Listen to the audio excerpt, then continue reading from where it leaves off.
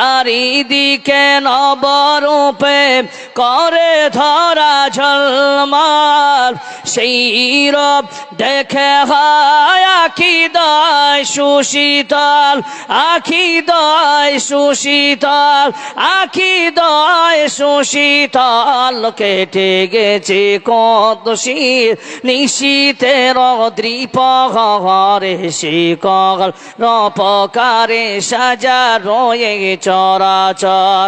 আজ কেন পৃথিবীটা লাগিয়া তো সুন্দর, শিকল রপকারে সাজা রয়ে চরাচর। বনে বনে ফোটে ফুল করে পাখি কলরব, সবখানি কেন এত আয়োজন উৎসব, আয়োজন উৎসব, আয়োজন উৎসব। গণজনে মুখরিত গোটা মরু প্রান্ত, শিকল রপকারে সাজা রয়ে চরাচর। আজ কেন পৃথিবীটা লাগিয়া তো সুন্দর, শিকল রপকারে সাজা রয়ে চরাচর, শিকল রপকারে সাজা রয়ে চরাচর। মনের পথে অবিচল থেকে আমাদের মরণ যেন হয়, ইমানের পথে অবিচল থেকে আমাদের মরণ যেন হয়। তোমার কাছে মিনতি আমার, তোমার কাছে মিনতি আমার, মহিম দয়াময়। ইমানের পথে অবিচল আমাদের মরণ যেন হয়। একবার বলা যাবে ভাই আল্লাহর মোহাব্বতে? বলুন নারায়ে তাকবীর। আর একবার বলুন তো নারায়ে তাকবীর। নাই, আওয়াজ নাই। আমার আওয়াজ যত রাউরে আপনারাই বলুন নারায়ে তাকবীর। মাশাআল্লাহ। আমানা বিল্লাহি ওয়াল ইয়াউমিল আখির। সুধী মণ্ডলী, এবার আপনাদেরকে দুনিয়ায় থাকার জন্য কেমন ঈমান রাখতে হবে আমরা জানি, নিজের মন মানি চলি। ইবাদতের ক্ষেত্রে আমরা আলেমের শরণাপন্ন হই না। ইবাদতের ক্ষেত্রে কোনো বড় ইমাম সাহেব আছেন গ্রামের, এত সুন্দর মসজিদের, কোনোদিন আমরা নিজের ইমামের সঙ্গে বসে আমরা এইটুকু কথা বলি না, মৌলভী সাহেব দুনিয়ায় জিন্দেগিতে চলতে ফিরতে আমাদের যদি মিসআন্ডারস্ট্যান্ডিং কিছু হয়, শরীয়তের কিছু বাইরে আমল করি, মৌলভী সাহেব এই যে আমরা কথাগুলা বলতে যে আমলগুলা করতে কোনটা সঠিক, কোনদিন আমরা কোন আলেমকে ডেকে সেটাকে সলিউশন জানছি না, নিজের মানমানি করতে গিয়ে আমরা নিজেই আমল করতেছি বলে আল্লাহ রাব্বুল আলামিন বলতেছেন, মুমিন শোন, আমল করার পরে বান্দা তোমরা জাহান্নামে যাবে। আল্লাহ কোরআন দিয়ে বুঝাচ্ছে, আবেলাতুন নাসিবা তাসলা নারান হামিয়া। বান্দা আমল করে তোমরা হাঁপিয়ে গেছো, তবুও তোমরা জাহান্নামে যাও। মৌলভী সাহেবকে যদি প্রশ্ন করা হয় কোন আলেমরা কেমন আমেলদার যারা আমল করার পর আল্লাহর জাহান্নামে যাবে, তাহলে ওই ব্যক্তিকে মৌলভী সাহেবের কাছে যদি প্রশ্ন না আপনি উত্তর পাবেন, যেই বান্দা নামাজ পড়লো কিন্তু সুন্নত মোতাবেক আদায় করলো না, যেই বান্দা ইবাদত করলো কোরআন সহি সুন্নাহর মতো আমল করলো না, ওই বান্দার জন্য আল্লাহ ফয়সালা দিয়েছেন, আবিলাতুন নাসিবা তাসলা নারান হামিয়া। দুনিয়ার জিন্দেগিতে আমরা আপনারা সবাই কয়েকদিন ধরে মাধ্যমিক পরীক্ষা চলছে কিনা জোরে বলেন? চলছে তো? এই মাধ্যমিক পরীক্ষাতে দেখবেন বাবা পরিশান, মা পরিশান, নিজের খালা মারা গেছে তবুও মাটি দিতে গেল না, কারণ হলো নিজের ছেলের প্রথম জিন্দেগির একটা স্টাপে পৌঁছে গেছে, তার মানে হলো মাধ্যমিক পরীক্ষা দেবে। এই টেনশনে নিজের খালাকেও মাটি দিতে গেল না। বলছেন ছেলেটার পরীক্ষা ছিল, এবার ছেলেটাকে সায়েন্স গ্রুপে রাখতে হবে বলে তারা চিন্তা করলো আমরা একটা হাই লেভেলের মাস্টারকে দিয়ে পড়াবো। পরীক্ষার 3 মাস আগে চিন্তিত হয় 90,000 টাকা দিয়ে একটা মাস্টার ঠিক করলো রে ভাই। ঠিক করার পর মাস্টারকে বলে দিলেন, মাস্টার মশাই আপনি চিন্তা করিয়েন না, আমার ছেলেটার উপরে লক্ষ্য রাখবেন যাতে করে সায়েন্স গ্রুপটাতে 95+ নাম্বার আনতে পারে। ছেলে 3 মাস পড়ল, পরীক্ষা চালু হয়ে গেল, পরীক্ষা দিতে আরম্ভ করলো। পরীক্ষা শেষের পরে রেজাল্ট হবে কি হবে না জোরে বলেন। যেদিন রেজাল্ট দিবে সেদিন লক্ষ্য করে দেখবে ওই রেজাল্টে দিনে ছেলে গেল, মার্কশিট নিয়ে আসলো। তার বাবা বলছেন বেটা দেখা তোমার মার্কশিটটা কেমন। বাবার কাছে যখন মার্কশিট দিল নেওয়ার পরে এবার আল্লাহ বাবা দেখে মাথা গরম, বেটা তোমার তো 90+ নাম্বার আনারও কোথা ছিল বেটা রে, এই 45 নাম্বার তুমি কেন আনলে, 45% কেন এনেছো বেটা। মাথা গরম হয়ে গেল, বেটার হাত থেকে মার্কশিট কেড়ে নিয়ে ওই কোচিং মাস্টারের দিকে নিয়ে গেল। বাইক স্টার্ট করে এবার কোচিং মাস্টারের কাছে গিয়ে বলছেন, মাস্টার মশাই বাড়িতে আছেন? বলে কি হলো? আপনাকে আমি 90,000 টাকা দিলাম। তাই নাকি? বলে হ্যাঁ দিয়েছেন তো অবশ্যই। কেন দিয়েছেন, কি কারণে দিলাম? বলছে আমি নিয়েছি, পড়াইয়েছি। আপনি কি কারণে দিয়েছেন বলো? হয়েছিল 95+ নাম্বার। তো মাস্টার মশাই আমার ছেলেটার মার্কশিটটা দেখলে আপনার মাথা গরম হয়ে যাবে, যে আশা নিয়ে আপনাকে আমি পড়তে দিলাম বান্দা। ও মাস্টার আমার ছেলের পার্সেন্টেজ বর্তমানে এখন 45%, কোনো জায়গায় কম্পিটিশন করতে পারবে না। ও দুনিয়ার জিন্দেগির বাবা আপনাকে বলি, দুনিয়াতে আপনি কারণে আপনি যেমন প্রটেস্ট করছেন মাস্টারকে গিয়ে, মাস্টারকে বলে যান মাস্টার মশাই নাম্বার কেন কমে আসলো? মাস্টার উত্তর দিয়েছে আমি পড়িয়েছি, পরীক্ষাতে আমি লিখে নি। বন্ধু আপনি দুনিয়ার জিন্দেগিতে ইবাদত করতেছে, কোন জায়গায় কোন আলেমকে বসিয়ে কোনদিন ঘরের ভিতরে নিয়ে গেছে, ও মৌলভী সাহেব আমার নামাজটা হচ্ছে কিনা? মসজিদে সব নামাজিরা বাড়ি চলে গেল, ইমাম সাহেব নিজের ঘরে গিয়ে বসে আছে। এবার শুট করে আপনি লুকিয়ে গিয়ে ওই ইমাম সাহেবের ঘরে ঢুকেছেন কোনদিন, গিয়ে বলেছেন ইমাম সাহেব আমি যে এতদিন ধরে কষ্ট করে ইবাদত করতে আসতেছি, এই যে আমি ইবাদত করতে আসবো এই ফজরের দিনে টানটন গরম ঠান্ডার সময়, এত ঠান্ডার সময় ঠান্ডা পানি দিয়ে আমি নিজের শরীরটাকে ধৌত করতেছি, যার নাম উযু। এই উযু করলাম, উযু করতে আসলাম, উযু করে আসলাম, এই কষ্ট করে যে ইবাদত করতে আসলাম মৌলভী সাহেব ও আলেমে দিয়ে আমার নামাজটা সাল্লু কামা রাআইতুমুনি উসাল্লির গতি, এইরকম নামাজ হচ্ছে কিনা একবার আমাকে বলে দিয়ে। কেউ বলে না, অথচ মুসলিম শরীফের আপনি হাদিস যদি নিয়ে না, আমরা হয়ে গেছে ডিজিটাল নামাজি, ডিজিটাল মুমিন। নামাজ পড়তে যাচ্ছে হাই স্পিডে উযু, ঠিক না ঠিক? কিন্তু আল্লাহ কত দয়াবান, কত মেহেরবান, ভালো করে শুনুন। ছোট্ট একটা ফজিলত শুনিয়ে দিই উযুর। কোন বান্দা যদি বাড়ি থেকে উযু করলো, মনে করেন দেখেন আল্লাহ আপনার যে একটা বডিটা তৈরি করেছেন, এই যে একটা সুন্দর বডিটার মধ্যে একটা মানুষের মধ্যে একটা স্ট্রাকচার দেখছেন, এই জায়গাটা আপনি দেখে সব থেকে গুরুত্বপূর্ণ যেটা জিনিস সেটা হলো চক্ষু, কান, দুইটা কান, দুটা পা এবং মুখ। আল্লাহ বলছেন যেইগুলো জিনিস দ্বারা আমার বান্দাদের গুনাহ সারজাদ হয়, এইগুলো জিনিস আমি আল্লাহ একটা মুমিন বান্দার কেমন করে দূরে সরাবো দেখেন। আপনি আমি সবাই দুনিয়ার জিন্দেগিতে ইবাদত করতে যাই, ঠিক আছে, কিন্তু আল্লাহ আপনাকে উজুটা যদি শুধু করেন, শুধু উজুটা যদি সঠিকভাবে করেন, সঠিক পদ্ধতিতে করেন, সেই সুন্নাহর পদ্ধতিতে যদি উজুটা শুধু করেন, আল্লাহ উজুটা করতে গিয়েও আল্লাহ জান্নাত দেবে। জোরে বলুন সুবহানাল্লাহ।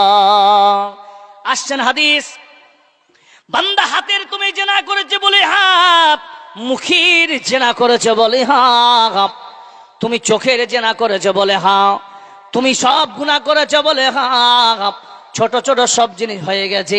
আল্লাহ বলছেন বান্দা তোমরা যখন উজু বানাতে যাবে, এটা মুমিনদের জন্য স্পেশালিস্ট বলছেন আল্লাহ, যখন মুমিন বান্দা উজু বানাতে যাবে, বান্দা যখন উজু বানাবে, ইয়া আইয়ুহাল্লাযীনা আমানু ইদা কুমতুম ইলাস সালাত ফাগসিলু উজুহাকুম ওয়া আইদিয়াকুম ইলাল মারাফিক ওয়া আমসাহু বিরুসাকুম ওয়া আরজুলাকুম ইলাল কাবাইন। আল্লাহ ক্লিয়ার বলতেছেন বান্দা শুনে, একটা মানুষ যখন উযু বানাতে যাবে সর্বপ্রথমে হাত দুটাকে ধুয়ে যখন বান্দা কুলি করে মুখটা ধুত করবে, আল্লাহ বলছেন তোমাদের হাত ধুবে যখন হাতের গুনাহ ঝরিয়ে দেব, তোমার মুখ ধুবে, চোখ সম্পর্ক আছে, চোখ কানে মাসা করবে, কানের গুনাহ তোমার হয়ে যাবে, পা ধুবে, পায়ের গুনাহ মাফ হয়ে যাবে। একটা মানুষ যদি সূক্ষ্মভাবে এইরকম উজু করে, ভালোভাবে কুলি করলো, ভালোভাবে উজু করলো, ভালোভাবে মুখটা ধৌত করলো, হাত ধৌত করলো, পা ধৌত করেছে, বান্দা কি করলো, এবার মসজিদের দিকে রওনা হলো। মসজিদের দিকে রওনা করতে গিয়ে আর এক পা ফেলবে, যখন এক পা ফেলবে এক গুনাহ, একটা গুনাহ তার মাফ করে দিবে। আর বান্দা যখন পা উঠাবে, আল্লাহ একটা দরজা তার বাড়িয়ে দিবে। বলুন নারায়ে তাকবীর। ওই বান্দা যখন উযু করার শেষে একটা দোয়া পড়ে, ভালো করে উযু করলেন, ভালো করে শুনে, আমি বলতেছি উযুটা আপনি আলেমদের কাছেই শুনবে, মৌলভী সাহেব সঠিক পদ্ধতি উযুটা আমি কেমন করব, 7 GB স্পিরিটে আপনি কুলুকুলু করে আপনি উযু করবেন না, না, আপনি আল্লাহর বড় আল্লাহর কাছে আপনি ইবাদত করতে এসেছেন, আল্লাহর ইবাদত করতে এসেছেন বান্দা, এটা কোনো খামখেয়ালি চলবে না। আর ইবাদত আপনি সালাত যে আদায় করবেন, সালাতটা তখনই কবুল হবে, তখনই আল্লাহর কাছে গ্রহণযোগ্য হবে যখন বান্দার উযুটা সঠিক হবে। বলুন ঠিক না বেঠিক? মুমিন যারা বান্দা হবে এরা কোনোদিন খারাপ উযু করে যেতে পারে না। এবার আল্লাহর নবী বলতেছেন, যেই বান্দা ভালো করে উযু করলো, উযু করার পর উযুর শেষের দোয়া পড়লো, উযুর শেষে দোয়া পড়লো, আর এই মুহূর্তে ওই সময় আল্লাহ এলান করেন, ওরে বান্দা, যেই বান্দা ভালো করে উযু করলো, দোয়া পড়লো, ওই বান্দার জন্য আল্লাহ জান্নাতের 8টা দরজা খুলে রাখেন। কয়টা বললাম জোরে বলেন? আল্লাহ 8টা দরজা খুলে রাখেন, ওই বান্দাকে ইখতিয়ার দিয়ে দেন। এই জায়গায় মুহাদ্দিসিন লিখতে গিয়ে লিখেছেন, ওই মুহূর্তে কোনো বান্দার যদি সঠিকভাবে উযু করার পর বান্দার মন্তেকাল হয়ে যায়, ওই বান্দার জন্য ইখতিয়ার থাকবে, বান্দা যা যা ওই জান্নাতে কোনটা দরজা দিয়ে তুই যাবি, আল্লাহ তোর জন্য খুলে রেখেছে। একবার মুহাব্বতে বলা যাবে নারায়ে তাকবীর। খাবে গফলত মে সোয়ে হুয়ে মুমিনো, ऐशो इशरत दिखाने से क्या पागेदा, आँखों खोलो उठो याद रब को करो, उम्र यूं ही गवाने से क्या पागेदा, क्यों अपने रब को जवानी में भूला गे तू, और ताकत के बोते पे भूला गे तो, जब जवानी ढलेगी तो पछताएगा, ऐसे रोने रुलाने से क्या पागेदा। একবার জোরে বলা যাবে নারায়ে তাকবীর। সুধী মণ্ডলী, তাহলে আমরা যতদিন বেঁচে থাকবো, নামাজের শেষে সামনে রমজান মাস আসতেছে আলহামদুলিল্লাহ, রমজানকে কেন্দ্র করে সকলেই আল্লাহর কাছে তওবাগো হবেন, তওবা ইস্তেগফার বেশি বেশি করবেন। পাশাপাশি শুধু তওবা নয়, আল্লাহর কাছে প্রতিনিয়তে একটাই দোয়া করবেন, আল্লাহ আমার যখন মৌত হবে ঈমানের অবস্থায় যেন মৌত, যারা বলেন ঈমানের অবস্থায় যেন মৌত হয়। বেঈমানের অবস্থায় যদি আপনার আমার মৌত হয়, এই দুনিয়া বরবাদ হয়ে যাবে। দুনিয়া আমার জন্য বরবাদ, আখিরাত তো বরবাদই হবে। এই জন্য ভাই আমরা সকলেই মুসলমান। আজ যে কে মুসলমান দাবি করে, আজকে যদি আমরা সহি কোরআন এবং সহি সুন্নাহর প্রতি আমল না করতে পারি, যদি আমাদের আমল যদি সুন্নাত মোতাবেক না হয়, তাহলে এই আমল করে আমাদের কোনো লাভ নেই। ওয়াল ইয়াউমিল আখির, দুনিয়ার জিন্দেগিতে যে আলেম হোক, সে সাধারণ মুসলমান হোক, একজন মানুষ তার আখিরাতের প্রতি যার বিশ্বাস রয়েছে, ওই ব্যক্তির দ্বারা সম্ভব হবে যে ওই ব্যক্তি আখিরাতকে ভয় করে দুনিয়া করবে, নিজেকে একজন মুজরিম মনে করে। বলুন সুবহানাল্লাহ। এটা উদাহরণ দিচ্ছি, তাহলে বুঝতে পারবেন। মনে করেন আজকে এখানে জালসা হচ্ছে, আমি দালকোলা স্ট্যান্ডে দাঁড়িয়ে আছি, অথবা আমি দোমনাতে আছি। এখান থেকে আপনাদের মসজিদের কমিটির একজন মুখতার সাহেব, উনি আমাকে ফোন করে বলছেন আপনি কোথায় আছেন, এক্স্যাক্টলি কোথায় ওটাই বলেন। আমি বললাম আমি বাইপাসের ওখানে দাঁড়িয়ে আছি, আপনি কাউকে পাঠান। ভালো করে উদাহরণটা শুনে যাবেন, এটাই জালসার খুলাসা। ইনি একটা ছেলেকে খুঁজে বেড়াচ্ছে, বাইকওয়ালা, যে বাইক নিয়ে যাবে 4 কিলোমিটার এখান থেকে, বেশি দূর তো নয়, হাইয়েস্টলি 10 কিলোমিটার যাবে আর নিয়ে আসবেন। বেচারা চারিদিকে ঘুরে ঘুরে ঘুরে ঘুরে ঘুরে কোথাও পেল না। হঠাৎ করে একটা ছেলে, ইয়াং জেনারেশন, দেখতে একদম হ্যান্ডসাম ছেলে, ও দাঁড়িয়ে আছে একটা সুন্দর ভিআইপি একটা কেটিএম গাড়ি নিয়ে। কেটিএম ইয়াং ছেলেদের একটা, মনে করেন একটা ড্রিম, এদের একটা স্বপ্নের গাড়ি। কেটিএম, R15, আয়াভুসা, এগুলো একটা স্বপ্নের এদের বাইক। একটা ছেলে দাঁড়িয়ে আছে, উনি বলছেন ভাই এই গাড়িটা কি তোমার? বলে হ্যাঁ। তো তুমি একটু যেতে পারবে দোমনার দিকে? বলছে গাড়িটা তো আমার, কিন্তু আমি বাড়ি ভালো ড্রাইভার জানি।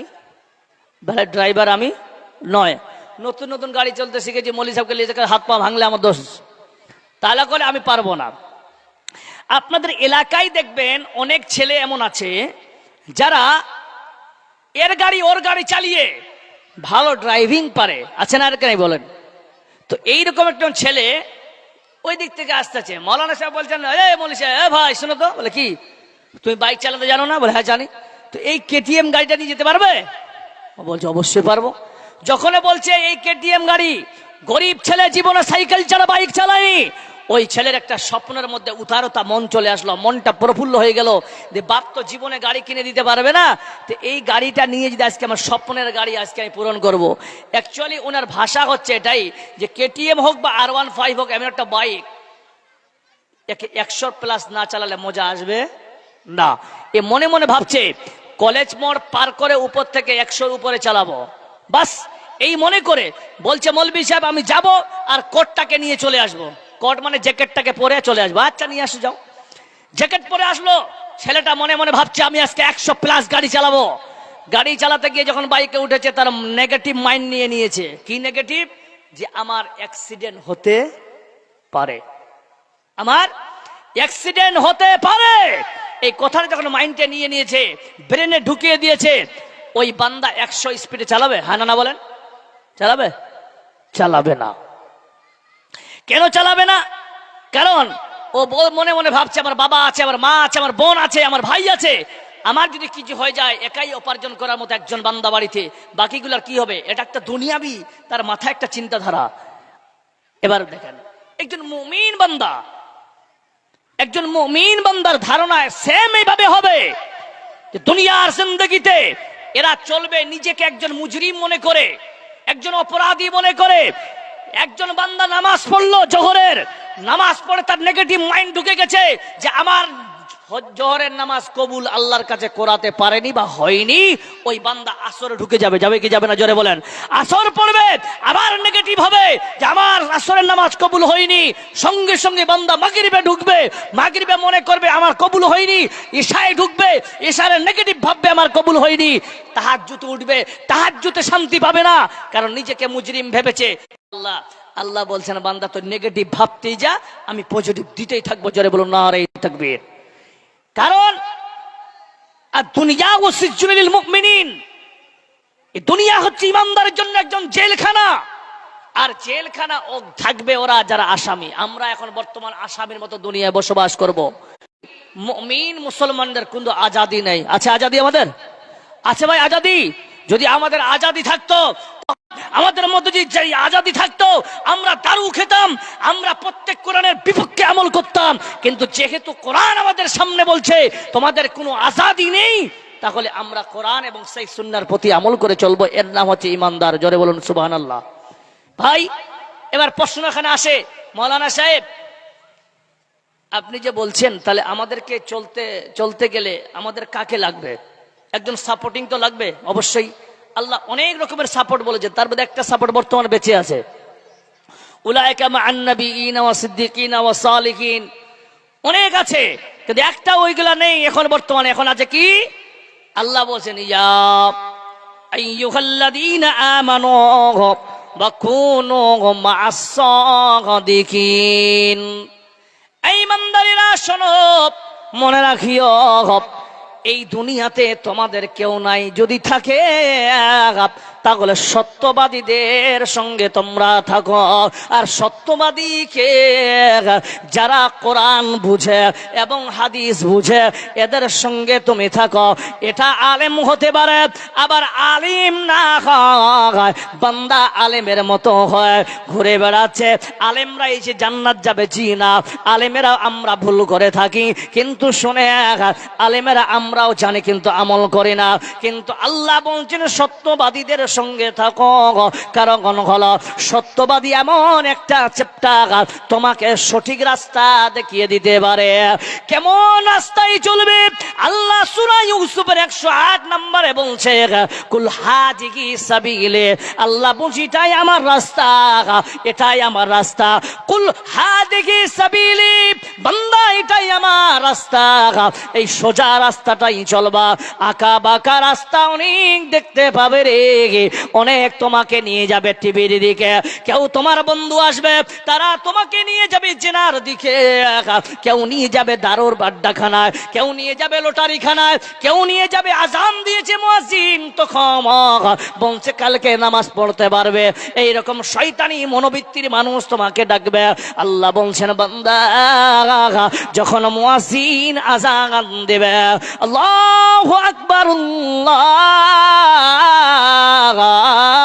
আল্লাহু আকবার, আল্লাহর বরত্ব যখন তোমার সামনে বয়ান হবে, দুনিয়ার সব কাম বান্দা ফেলে দিয়ে তুমি আল্লাহ রাস্তায় যাও, ওই মসজিদে যাও। আল্লাহ বলতেছেন কি লাভ হবে? আল্লাহ বলতেছেন বান্দা সহ ওয়াসজুদু ওয়াকতারি, বান্দা সিজদা যখন করবি আমাকে তোর কাছে পাবি। সুধী মণ্ডলী, এই জন্য বলছি সামনে রমজানের মাস আসতেছে। বাবারে ভালো করে শোনো, এই রমজান মাসটা অতীব গুরুত্বপূর্ণ মাস।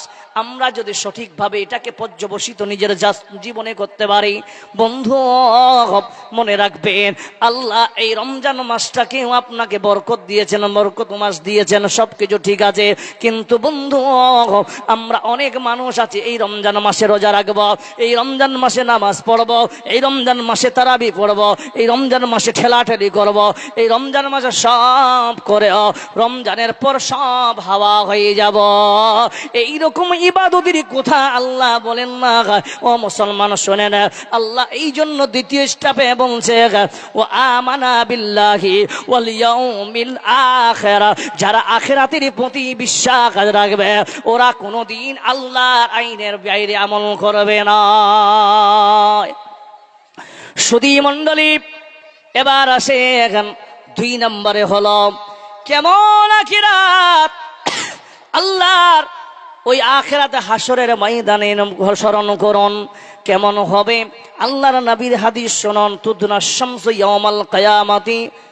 আল্লাহর নবী বলতেছি সেদিন হাসরের দিন হাত্তা তাকুনা কামিকদারিল মাইগের হাসরের দিনে বান্দা তোমাদের সামনে 10 হাত উপর মানে হলো সুরমা দানির কাঠি যুক্ত থাকে। এতটা কাছি আল্লাহ সূর্যকে রাখবেন আপনার আমার। ওই সময় ওই আপনার সূর্যের তাপে মগজ গলে গলে পড়ে যাবে, কেউ হাবুডুবু খাবে, সেই পাসিনার হাবুডুবু খাবে। বন্ধু ওই যাদের যে সমস্ত জিরাজুরা আপনি দুনিয়াতে রেখেছে, এই সমস্ত সমস্যাগুলো যখন মাথায় পড়বে আপনি মনে করবেন আগারে একজন মানুষ যদি কাউকে বেঈমানি করে আর ক্ষণিকের জন্য যদি চিন্তা করে, আখেরাতকে চিন্তা করে, সঙ্গে সঙ্গে বান্দা তার কাছে গিয়ে মাপ চাইবে। কেন? ও জানে আখেরাত বলে জিনিস আছে, ওই জায়গায় আল্লাহ পাই মানুষের কাছে হিসাব নেবে। আমার মায়েরা, কেমন আপনারা দেখি আল্লাহর নবীর সামনে আল্লাহ তাআলা এই জন্য কোরআন দিয়ে বুঝাচ্ছেন। সূরা আল বাকারাতে আল্লাহ বলছেন, ওয়া ইদা কিলা লাহুম আমিনু কামা আমানান নাস, বান্দা শোনো, তোমরা ঈমান যদি আনতে চাও, তোমরা যদি প্রকৃত ঈমানদার নিজেকে সাব্যস্ত করতে চাও, নিজেকে যদি ঈমানদার তুমি বানাতে চাও, তাহলে তোমরা আল্লাহর নবীর সাহাবাদের মতো ঈমান আনো। তারা শুনেছে এবং তার প্রতি আমল লেগে গেছে। কিন্তু হায় মুসলমান, আমরা আজকে দুনিয়ার মুহাব্বতে পড়ে হুব্বুদ দুনিয়ার মুহাব্বতে পড়েছি। আজকে দুনিয়ার মুহাব্বতে পড়ার কারণে আমরা আল্লাহর আইনকে ভুলে গেছি, আমরা রাসূলের সুন্নতকে ভুলে গেছি। মুমিন রে, তাহলে শুনে নাও আল্লাহর নবীর হাদিস। আল্লাহর নবী বলতেছে, কুল্লু উম্মতি ইয়াদখুলুনাল জান্নাতা ইল্লা মান ইয়াবা। আল্লাহর নবী বলতেছে, পৃথিবীর সবাইকে আল্লাহ যদি জাহান্নামে দিয়ে দেয়, আমার উম্মতিরা সব জান্নাতি।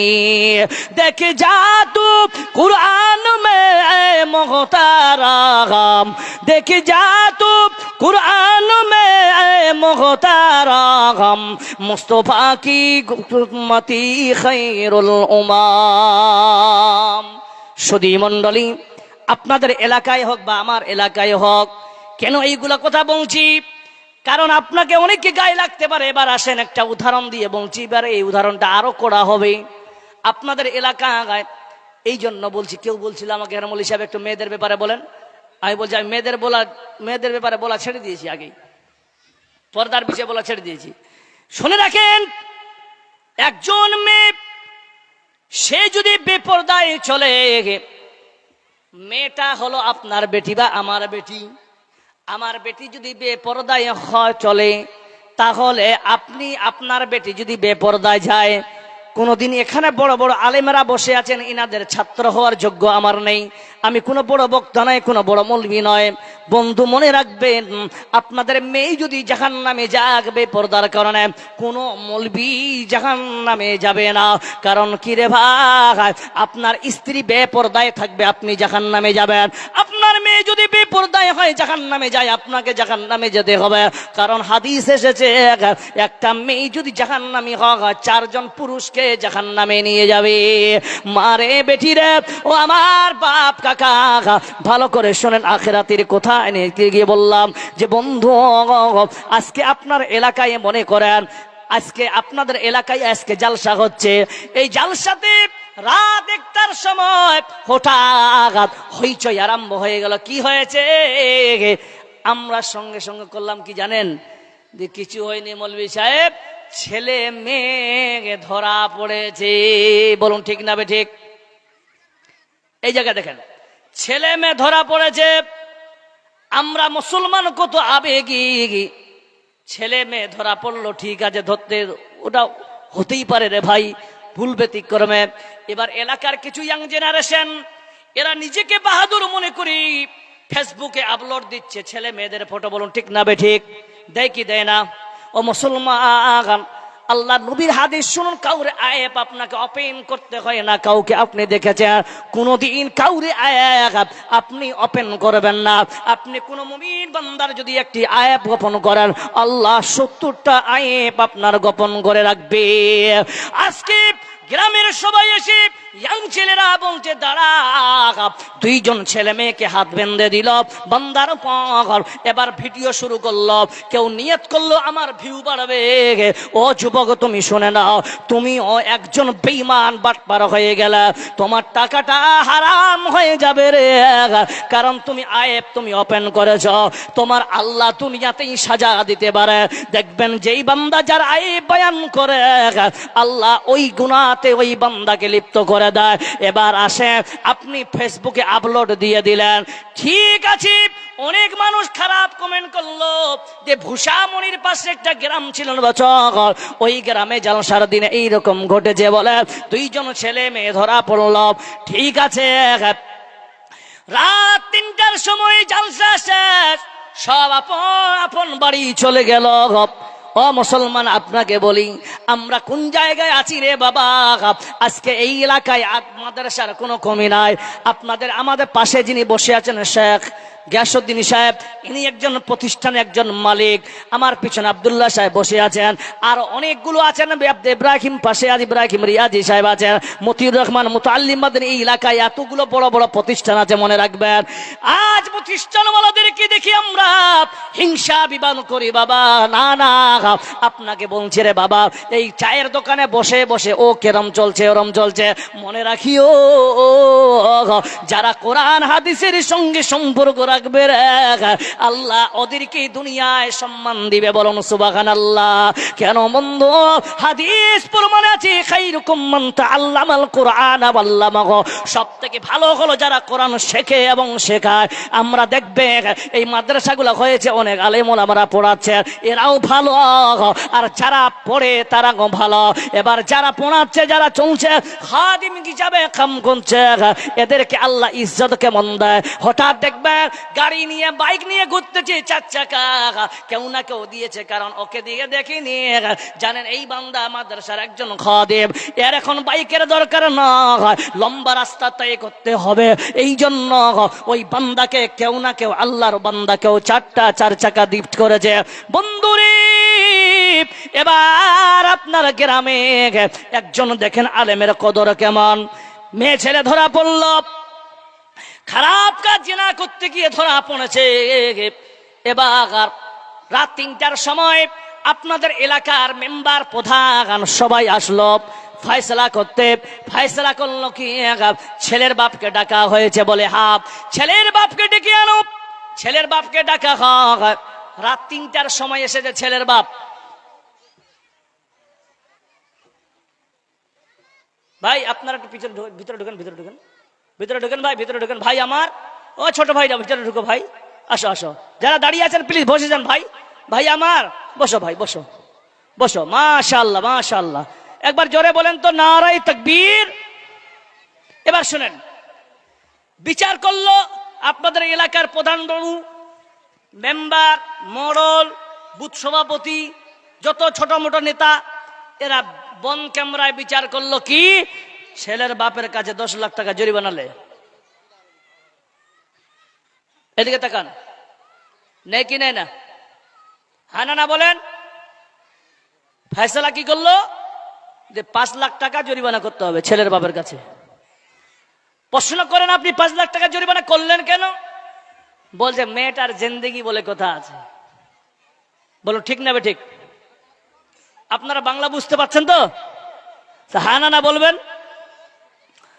বলছে যে 5 লাখ টাকা এই জন্য দেওয়া হচ্ছে, মেয়ের জিন্দেগি কি বাত है ভাই। আচ্ছা, তো মেয়ের জিন্দেগি বলে জিন্দেগি, ছেলের কোনো জিন্দেগি নাই। কথা বলেন কি ভাই, ঠিক না ঠিক বলছি আমি?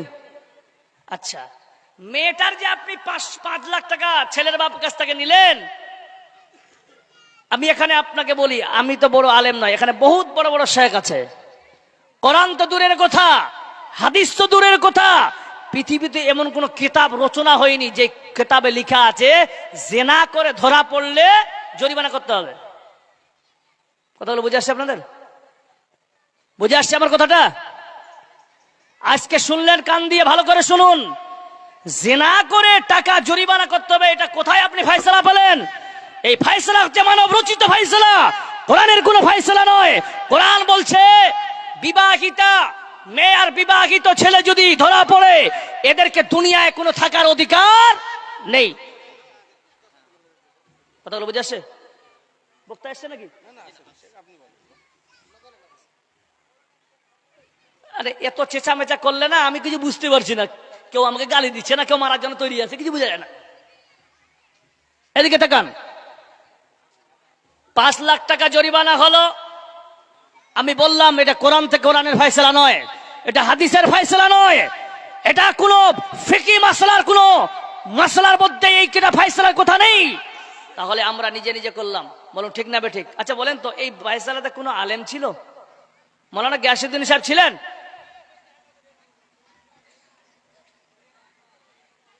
ভাই এদিকে তাকান, এদিকে তাকান, যার বাদ দেন। কোন আলেম ছিল না।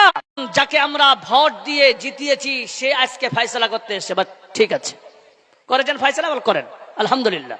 এবার আসেন, আপনি বলছেন মেয়ের জিন্দেগি নষ্ট হয়ে গেল।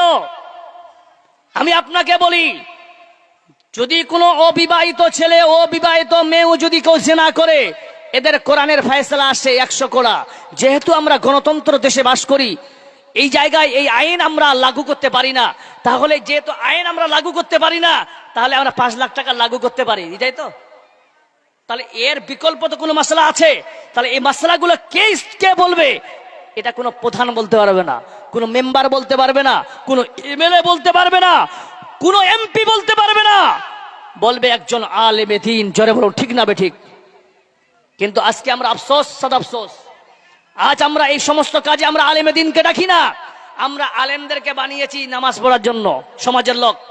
আমি বলছি শুনেন, আজকে যে আপনাদের নজরে আলেমদের কদর কমে গেছে, এটার কারণ আপনাকে বলছি যে আর বেশি দিন দূর নেই, আর বেশি দিন দূর নেই।